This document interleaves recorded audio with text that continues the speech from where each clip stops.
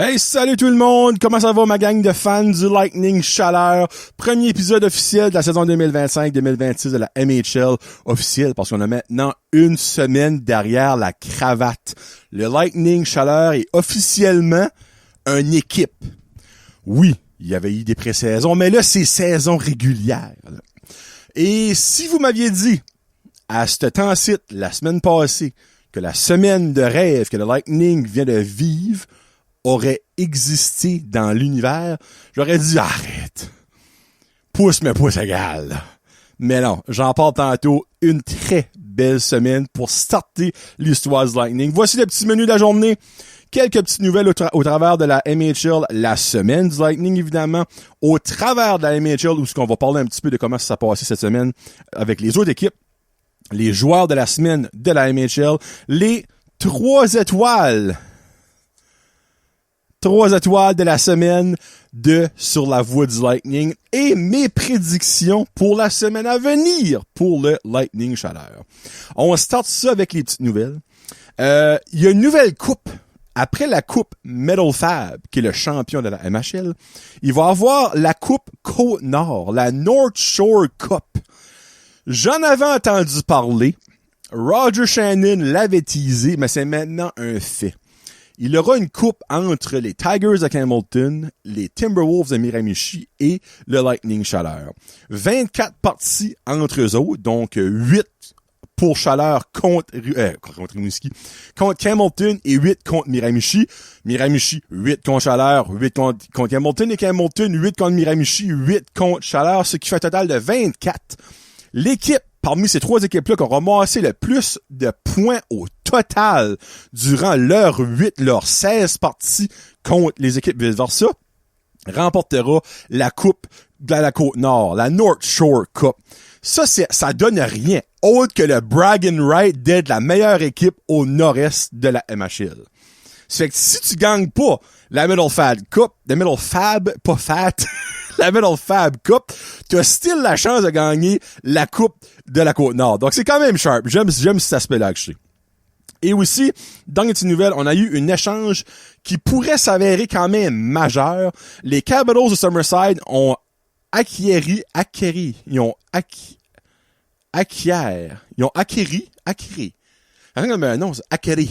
comme les droits du joueur Alexandre Guy des Ramblers à Amherst, qu'on a choix conditionnel de première ronde en 2026 et des considérations futures.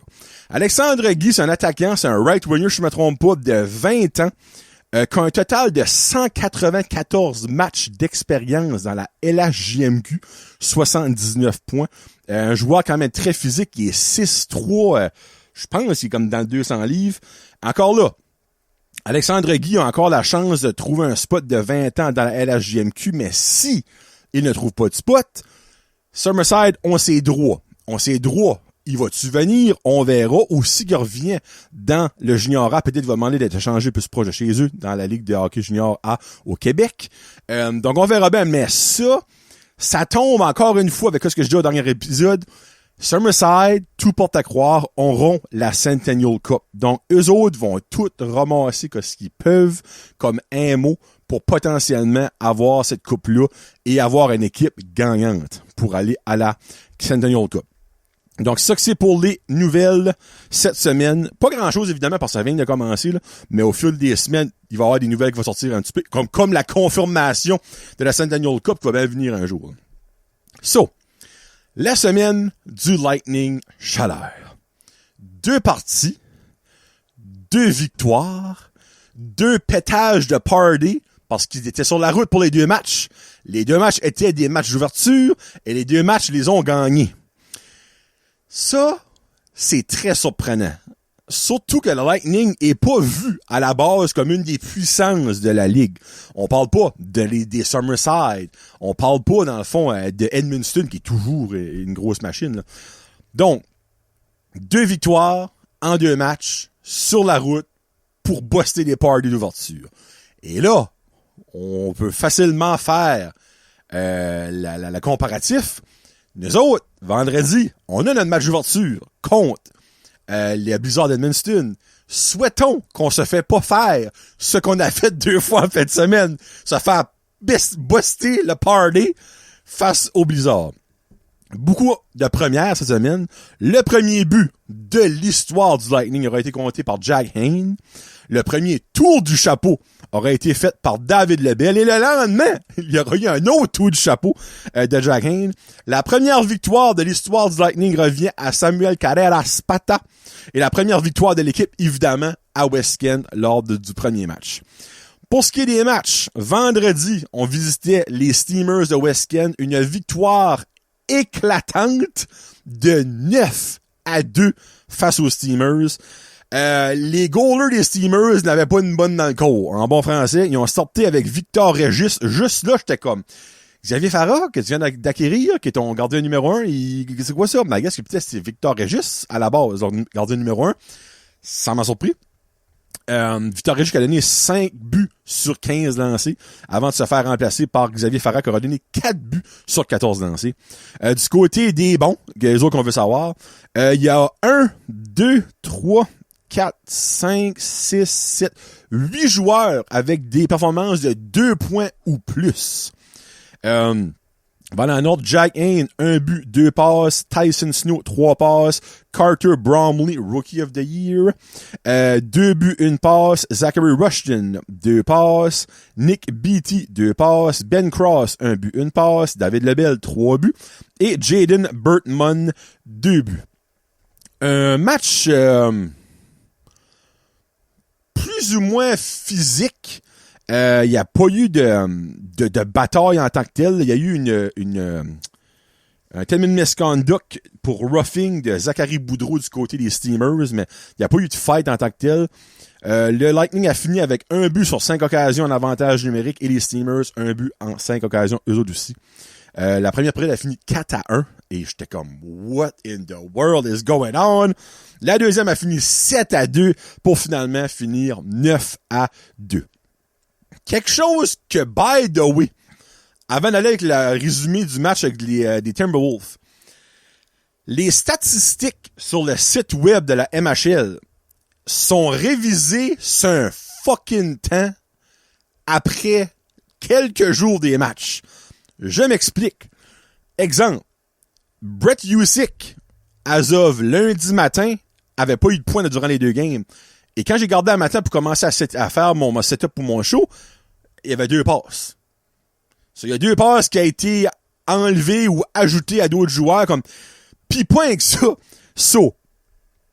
Après chaque match, moi j'écris mon résumé. Après le résumé, qui est les stats de la MHL, que je prends sur le site, que je fais mon petit résumé, je mets des stats. Le match contre les Steamers, j'avais écrit et 7. Samuel Carreras-Pata, 24 arrêts sur 26 lancés avec sa première victoire. 24 sur 26. À matin, je vais là-dessus. 29 arrêts sur 31 lancés. Il y a 5 lancés d'ajouter là-dedans. J'étais comme, hein? Et je m'en vais voir sur le chose de Miramichi que j'ai écrit après le match. C'était terminé. Samuel Carreras-Patas, 30 arrêts sur 33 lancés. Et à matin, sur le site, ce sera pas long. C'était juste ici. 31 arrêts sur 34 lancés. Il y a un ajout de lancé. En plus d'avoir 2 passes ajoutées à Brett Husick, une enlevée à Ben Cross. En tout cas, c'est bizarre parce que les games ont eu vendredi et samedi. Dimanche, les stats étaient comme les premiers matchs. Lundi, les stats étaient comme le premier match. Et hier, à matin, ça a tout changé. Là, je suis comme tabarnak. Parce que moi, quand j'ai fait mes joueurs de la semaine que je poste le lundi, Samuel Carreras-Pata avait un taux d'efficacité de 915. Puis c'était rendu à 928, je pense. Oui, je vais en parler tantôt. Là, je suis comme, what the hell? Puis là, j'ai vu les ajustements. Je vois dans les joueurs, puis là, je vois ce Brett Husick qui est comme un des meilleurs pointeurs avec 2 passes. Je suis comme, il a pas eu de points en fin de semaine, lui. Là, j'étais comme confused. J'ai hâte de voir si ça va être une continuité de même durant toute l'année. Parce que mes petits résumés d'après-match, ça change en tabarnak, là, quand tu penses à ça, parce que comme un gars comme Cohen McCallum avait eu une passe durant la fin de semaine, et là, il est rendu avec 3. En tout cas, c'était un petit peu bizarre, là. Anyway, tout ça pour revenir à la fin de semaine. Samedi, on s'en allait à Miramichi pour l'ouverture des Timberwolves, et on a aussi crashé le party, comme que je vous avais dit. Une victoire de 4-3 contre Miramichi. Un match quand même plus serré. J'ai aimé le caractère. J'ai adoré le caractère du Lightning dans ce match-là. Mon thinking behind that, la première finit 1-1, égalité. Deuxième finit 2-1 pour Miramichi. Et en troisième période, à 3 minutes 22 et 40 secondes après, à 4 minutes 2, back-to-back goal de notre Lightning pour prendre les devants 3-2 avec 4 minutes 40 à peu près à faire à la troisième. Miramichi taille 3-3. Beaucoup de monde se disait, on s'en va en prolongation. Et non! Jack Hayne, avec son tour du chapeau, il restait 3 minutes 58. Donc, dans le fond, c'est quoi? Précisément, c'est 41 plus 43 secondes après, reprend les devants pour finalement l'emporter. Donc, une belle preuve de caractère, parce que, tu sais, c'est tous les points qui comptent, là. Miramichi, dans ta même division que toi, 1 point à eux autres, 2 points à toi, c'est un point de différence. 2 points à toi, puis 0 à eux autres, c'est 2 points de différence. C'est important, puis surtout pour la Coupe de la Côte-Nord. Du côté des points, évidemment, on a Jack Hayne avec 3 buts, on l'a dit tantôt. Brett Usyk qui ramasse ses 2 premières passes avec le Lightning. On a Cohen McCallum avec 3 assists lors de la partie. Donc, ça que c'est pour les multi-point games. On a aussi Zachary Rushton avec son premier but dans l'uniforme du Lightning. Samuel Carreras-Pata, 31 arrêts sur 34 lancés, comme que je l'avais dit. Et de l'autre côté, Jack Flanagan, 30 arrêts sur 34 lancés. C'est pas à cause de lui qu'ils ont perdu la game, c'est le manque d'attaque. C'est pas plus compliqué que ça. Une game plus robuste. Quelques petits coups de cochon de la part de Thomas Guérard, qui a eu un total de 17 minutes de punition. Thomas Guérard, dans le fond, qui s'abat dessus tout seul. Dans le fond, il a été basically l'instigator puis l'agresseur. So, il y a eu un 5 minutes pour fighting, 10 minutes pour misconduct, puis un 2 minutes d'extra pour agresseur. Calme-toi, mon Thomas. C'est là-dessus, nous autres, je pense qu'on a fait... c'est là-dessus qu'on a fait nos 2 buts pour nous ramener dans la game. 2 buts en prolongation, donc en power play, excuse. Donc, merci beaucoup à Thomas Guérard pour ça. Donc, le Lightning finit sa fin de semaine avec 2 victoires en 2 matchs.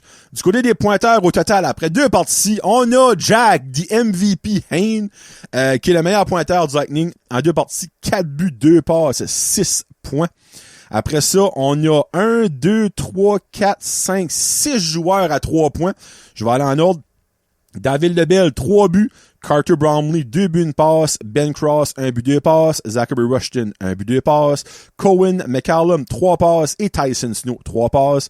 Et du côté des 2 points, on a Jaden Bertman avec 2 buts. Nick Beattie avec 2 passes. Et Brett Usyk avec 2 passes.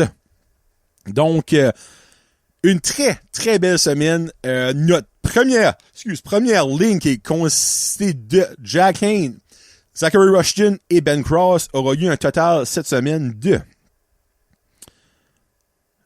12 points en 2 parties. 6 pour Jack Hayne, 3 pour Rushton et 3 pour Ben Cross. Niveau des power play, on a été 2-6 contre Miramichi, donc 3-11 lors de la fin de semaine. C'est vraiment bon.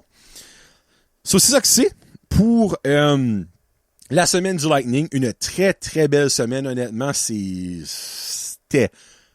Je dis surprenant, mais c'est rien pour enlever au gars. Mais il n'y a pas grand monde, je pense, qui aurait buté sur une victoire de 9-2 sur la opening night à Westgate. La game 4-3 contre Miramichi, moi, je l'aurais callé parce que je savais que c'était une game beaucoup plus tight, compte tenu qu'ils ont un des meilleurs goalers, je le dis, puis je le redis, de la ligue, puis une bonne défensive, puis c'était notre 2-2. Donc, tu sais, 4-3, on a quand même une très belle victoire, mais vraiment, là, très, très belle performance du Lightning so far après 2 matchs. Et là, on arrive à la maison en fin de semaine pour 2 autres parties. Ça sera pas facile. Pas parce que je doute du Lightning, mais parce qu'on va affronter, selon moi, la meilleure équipe de la NHL avec les Capitals samedi. puis les champions de la Metal Fab l'année passée avec Edmundston à notre opening night vendredi. Je parle de de ma prédiction, mais je dis pas que c'est facile en fin de semaine. Mais elle qui s'en vient, c'est un autre couche. Là.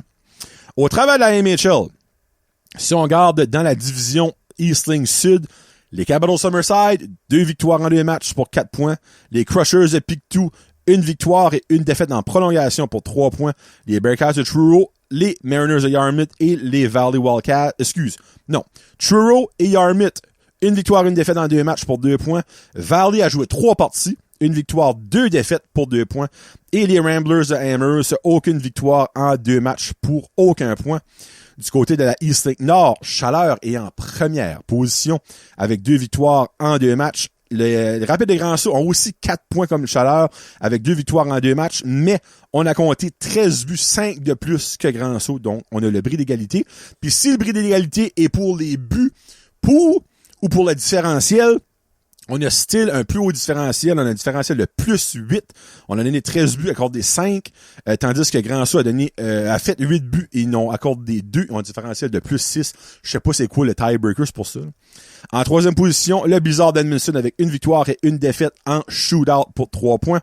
Les Campbellton Tigers en 3 parties, eux autres, 1 victoire, 2 défaites pour 2 points. West Kent, 1 victoire, 1 défaite pour 2 points. Et Miramichi, aucune victoire en 2 parties, aucun point.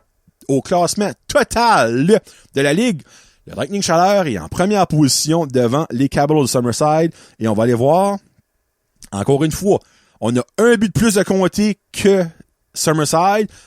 Puis on a un différentiel de plus 8. Ils ont un différentiel de plus 5. Donc, je peux pas déterminer qu'est-ce qui est tiebreaker. On va bien le savoir au fil de l'année. Je suis pour le fun parce que... je viens d'avoir la confirmation, je pense. Actually, non, parce que c'est pas... J'allais vous dire, Grand-Sault est 3e aussi avec 4 points. Ils ont compté 8 buts, donc 4 buts de moins que Summerside, mais ils ont un différentiel de plus 6, puis Summerside a un différentiel de plus 5, mais Summerside est en avant. Mais est-ce que c'est les 2 premiers des 2 divisions qui vont être automatiquement 1 et 2? Là, je ne le sais pas. Donc, on va apprendre ça au fil de la saison. Miramichi et Amherst sont 11 et 12 avec aucune victoire en 2 parties.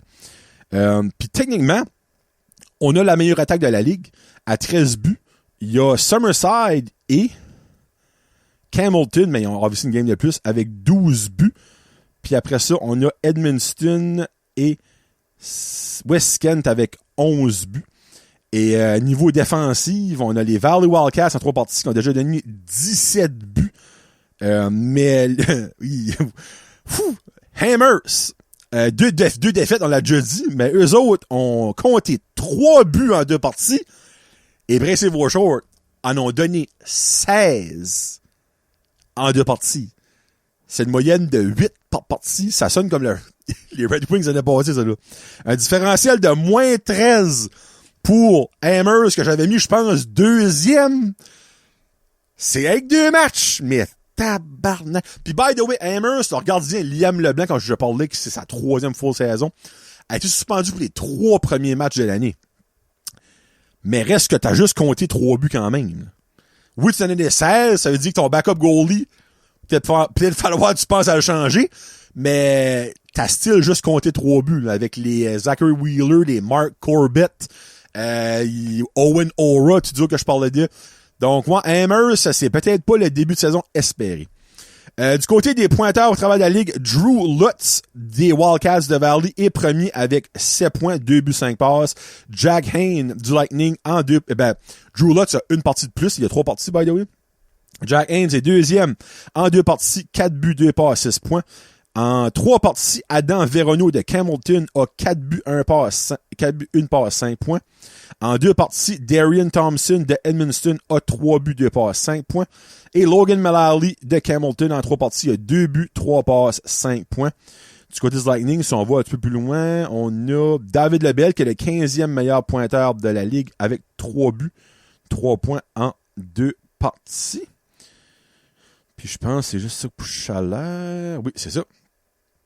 Côté des gardiens, le meilleur gardien côté goal against average de moyenne de buts alloués, c'est le gardien de Edmundston, Rylan Benner, en une partie. Moyenne d'évaluée de .92, un taux d'efficacité de 967. On a aussi le gardien de but Adam Lecourt des grands sauts, des rapides de grands sauts, en 2 parties, lui. Une moyenne d'évaluée de .96, un taux d'efficacité de 964 en 2 parties. Puis le goalie du Lightning est en 7e position, Samuel Carreras Patas, avec une moyenne d'évaluée de 2,50, un taux d'efficacité de 923. Du côté des équipes, j'avais oublié, c'était les équipes de la semaine dans la MHL. Sur les 2 divisions, ont chacun une équipe qui constitue de 3 attaquants, 2 défenseurs, 1 gardien. Au total, il y a 12 joueurs qui est nommé sur les équipes de la semaine. On va aller avec elle qui nous dérange moins, elle du Sud. À l'attaque, évidemment, Drew Lutz des Wildcats de Valley en 3 parties, 2 buts, 5 passes. Brennan Murphy des Capitals Summerside en 2 parties, 3 buts, 1 passe pour 4 points. Brett Arsenault des Capitals Summerside en 2 parties, 1 but, 4 passes pour 5 points. En défensive, on a Kingsley Austin des Crushers de Pictou en 2 parties, 2 buts, 1 passe, 3 points. Et Simon Mullen des Capitals Summerside en 2 parties, 3 passes. Puis pour ce qui est du gardien de la semaine dans la division Sud, Yanni Karkoulas des Crushers de Pictou. En 2 parties, il y a 1 victoire, 1 défaite en prolongation, une moyenne d'évaluée de 2,47 et un taux d'efficacité de 924. Du côté de la division Nord, on a Jack Hayne du Lightning Chaleur en 2 parties, 4 buts, 2 passes pour 6 points. Adam Veronneau des Tigers de Campbellton en 3 parties, 4 buts, 1 passe pour 5 points. Darian Thompson du Blizzard d'Edmundston en 2 parties, 3 buts, 2 passes, 5 points. En défensive, on a Julien Avignon-Bourque du Rapide de Grand-Sault en 2 parties, 3 passes pour 3 points. On a Pierre-Marc Mainville des Steamers de West Kent en 2 parties, 1 but, 2 passes, 3 points. Et, je l'ai pas mal collé tout à l'heure, le gardien de but de la semaine de la division Nord, c'est Adam Lecourt du Rapide de Grand-Sault. 2 victoires en 2 parties, moyenne d'évaluée de .96, taux d'efficacité de 964. C'est ça pour les équipes de la semaine dans la MHL. Pour ce qui est des étoiles de la semaine dans, ben pas dedans, moi, de la Voix du Lightning. En 3e position, l'étoile de bronze, Monsieur David Lebel. En 2 parties, 3 buts, dont un tour du chapeau lors de la première partie. Une des raisons pourquoi j'ai David Lebel en 3e position, c'est que moi, je vous mentirais pas lors des games pré-saison. David Lebel m'avait un peu déçu. Il a joué 2 parties pré-saison. Il y avait 1 point, je pense. Puis je trouvais qu'on le voyait pas. Mais un gars de 20 ans dans la ligue, surtout en attaque, avec de l'expérience déjà dans la MHL, il a joué l'année passée avec les Ramblers de Hammers. Je m'attendais à voir plus que ça, tu sais, comme les games pré-saison qu'on a vus, comme de Ben Cross, de Jack King, il y a eu des flashs. Je dirais, David, il manquait quelque chose, puis j'étais comme, tabarouette, me semble. Il devrait être plus comme visible que ça. Et là, évidemment, la game à West Kent, 3 buts, tour du chapeau, donc il mérite ma 3e étoile. La 2e étoile, the second star, l'étoile d'argent, va au gardien de but Lightning, Samuel Carreras Pata. Petite side note. Ceux et celles qui ont... Moi, j'avais fait, comme que je disais l'épisode passé, mon show, l'alignement officiel du Lightning n'était pas sorti. Finalement, il est sorti à 10h of all friggin' time, la soirée même. Et on a su une nouvelle surprenante lors de l'annonce de l'équipe. Mathieu Mongrain, gardien de 20 ans, qui était l'année passée avec Fredericton, a été coupé. Ben là, je dis qu'il a été coupé. Il a été coupé, c'est un accord commun, whatever. Il a pas fait l'équipe. Ça qui nous a donné un tandem de gardien de but de Samuel Carreras Patas, qui a de l'expérience. Il a joué 3 matchs dans la LHGMQ avec les Huskies de Rwanda l'année passée. Et Will Captain Morgan, gardien de but de 17 ans, qui vient de Terre-Neuve. J'avais dit Holyrood, Nouvelle-Écosse, parce que c'est Holyrood, Terre-Neuve. Et là, moi, j'étais comme, oh! Mais, sans être méchant pour Mathieu Mongrain, parce que je lui ai parlé durant l'été, c'est lui qui m'avait confirmé qu'elle allait être là, il avait hâte de venir ici. Le gars a de l'air super awesome. Sur la glace, tu vois que les joueurs avaient vraiment de l'air de l'aimer. Mais, je l'ai toujours dit, quand l'histoire de Sur la route junior, et je le redis ici, je parle pas des personnes, je parle des performances sur la glace et qu'est-ce que ça me fait penser. C'est rien contre Mathieu Mongrain. Au contraire. C'est juste que vous direz, moi, je le gardais aller, puis je suis comme, malheureusement, je me sentais pas en confiance d'avoir lui comme numéro 1 cette année. Il y avait une terrible misère avec ses rebonds. Et c'était, à chaque lancer, le cœur me skippait un beat. Puis comme, je t'offrais pas l'année. Je t'offrais juste pas l'année. Comme, puis là, on dirait tout le long, je regardais les autres gardiens goalés comme, j'avais vraiment aimé que j'avais vu d'Edouard Blais, je l'ai dit. Samuel Carreras-Pata, j'avais actually aimé que j'avais vu de lui. Will Captain Morgan aussi. Puis là, je suis comme, je peux comprendre qu'ils veulent le garder. Parce que le gars a de l'expérience, le gars a 20 ans, c'est malgré que c'est un spot de 20 ans qu'il prend, mais on avait 2 d'extra déjà, ça fait que whatever. Mais quand il a été coupé, j'ai eu comme un soupir, mais un autre stress qui a embarqué. Parce que comme, les deux autres, vas-tu pouvoir faire la job? Ben, on a pu voir un des deux so far, là. Mais so far, Samuel Carreras-Pata me surprend beaucoup. Y a-tu été extraordinaire lors des 2 matchs? Non. Premièrement, contre les Steamers, il n'y a pas eu à l'être. Parce qu'il a pratiquement pas été menacé, surprenamment. Mais contre Miramichi, il a fait des très belles arrêts. Il a-tu fait des arrêts miraculeux à la Patrick Roy? Non.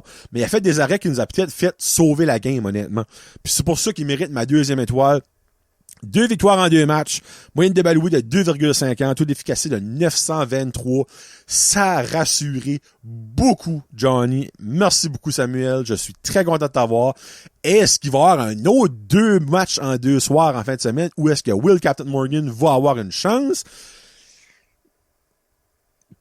Encore là, tu peux pas te prouver tant que tu te prouves pas. Mais de prendre une chance contre Edmundston pis contre Summerside, vous mentirez pas que ça me stresse aussi, là. Parce qu'ils autres, ils ont des machines à l'attaque. Pis ça me tente pas de perdre le match d'ouverture 10-2 comme qu'ils ont démoli les Ramblers Hammers chez eux l'autre fois. Parce que c'est moi vous dire que niveau bossage de ballon, à bosserait c'est un solide de temps. On verra bien. Et ma première étoile, The First Star, le MVP du Lightning cette saison et peut-être de la Ligue, ce qui continue de même. Je vous l'avais prédit, je vous l'avais dit, il n'y a pas d'affaire avec nous autres, mais praise the Lord qui est là, Jack Hayne. J'ai pas de middle name, j'ai pas de petit jeu de mots pour lui. En 2 parties, 4 buts, 2 passes, 6 points, 1 hat-trick.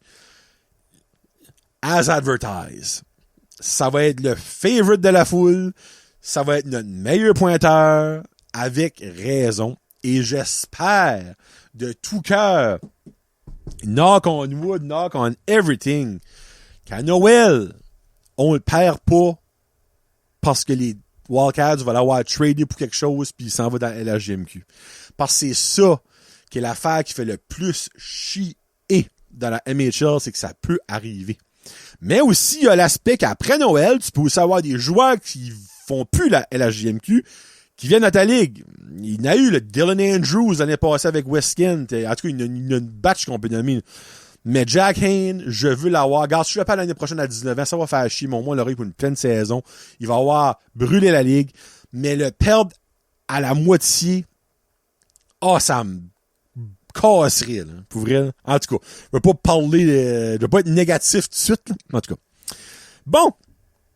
On finit ça avec les prédictions de la semaine. Donc, la semaine passée, j'avais prédit une victoire et une défaite pour le Lightning. Une victoire à West Kent qu'on a eu. Finalement, c'est pas une victoire, c'est plus un massacre, mais en tout cas. Et une défaite à Miramichi, mais malheureusement, je l'ai pas eu de wrong, puis je l'ai pas eu de bien, je suis très content.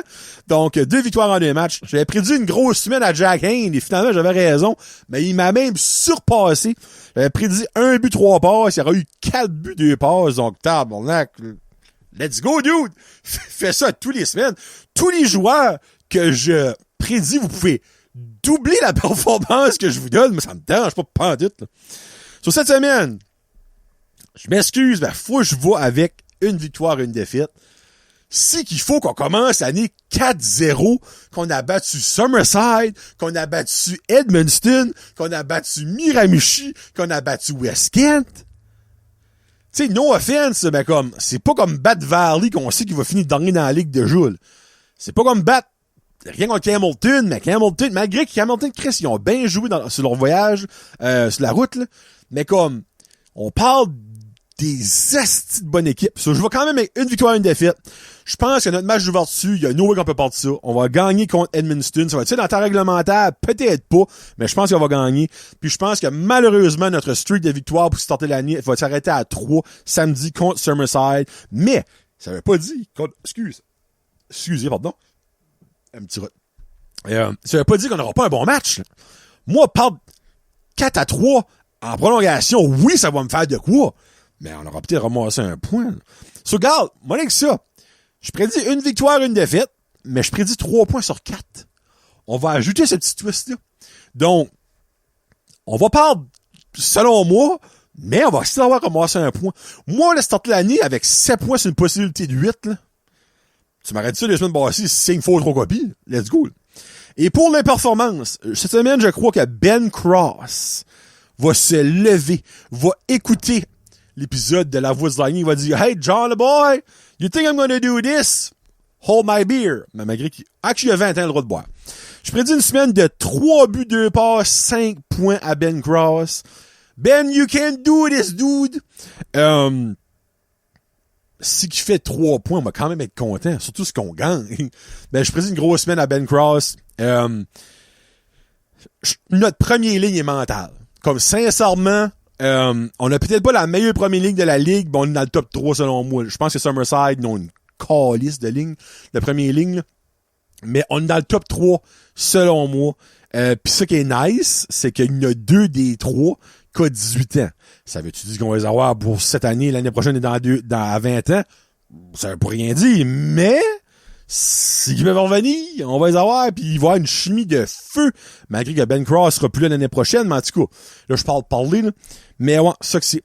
Puis, oubliez pas que maintenant qu'on s'en vient à la maison, il y aura les après-matchs du Lightning présentés par l'épicerie Frenette. Environ 10-15-ish minutes après que la partie est finie, je vais quand même pogner les 3 étoiles du match, là. Ce sera en direct sur la page Facebook de La Voix du Lightning. Donc, si vous ne suivez pas encore la page, puis by the way, merci depuis la semaine passée aux 37 nouvelles personnes qui likent la page sur la route, sur La Voix du Lightning. C'est vraiment apprécié. Cette semaine, peut-être, je suis peut-être avant même cette saule, je vais faire un test. Je m'ai acheté des lavaliers pour les micros dans le fond, pour parler, puis je vais faire une couple de petits tests, faire sûr que ça marche bien, ça sonne bien, pis tout ça, puis que la caméra, ça pogne bien, pis tout ça.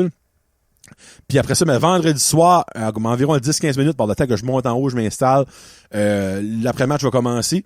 Après-match, dans le fond, c'est résumé de la partie. S'il y a des choses qui sont passées, whatever, que j'aime pas, que j'aime. Après ça, mes 3 étoiles du match, puis on part de ce qui s'en vient pour la prochaine partie du Lightning. Donc, environ 10-15 minutes, peut-être plus 15 minutes, là. Mais ça qui est le fun, c'est que la majorité du monde va conduire, ça fait mettez ça sur votre téléphone, on the side, puis écoutez-moi, regardez-moi pas, parce que vous avez conduit, évidemment. Puis si vous êtes arrivé à la maison, ben écoutez-la à la maison. Ça va pas durer une demi-heure, là. On parle d'une affaire qui va peut-être durer 10 minutes, peut-être 15 gros max, là. C'est beaucoup à dire. Donc, ça que c'est pour l'après-match Lightning présenté par l'épicerie Frenette de Beresford. On va sortir ça vendredi soir. Fait que merci beaucoup tout le monde d'avoir écouté. C'était le premier épisode de qu'est-ce que ça va basically être durant la saison, chaque semaine, si que je peux le faire, là. Sur le Lightning. Donc, le lundi, je sors mes étoiles de la semaine en souhaitant que les stats soient pas ajoutés 25 fois d'ici là. Et les mercredis matins, si tout va bien, des fois, ça sera peut-être le jeudi matin, je sortirai l'épisode de la semaine. Puis les après-matchs, ce sera à chaque après-match local du Lightning. Donc, merci beaucoup d'avoir écouté. On se rejase de nouveau vendredi soir à l'après-match. Fait que c'est Johnny, le jaseux, pour La Voix du Lightning. C'est sur ça, on part plus tard, la gang. Peace out. #GoBoltsGo.